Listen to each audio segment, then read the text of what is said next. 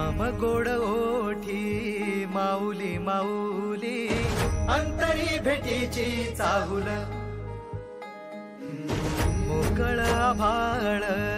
पंढरीची वाट, चालू लागली पाऊल,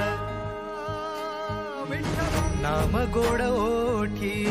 माऊली माऊली, अंतरी भेटीची चाहुल, निघाली पाऊले दर्शनी, ध्यास लागला पंढरी, हो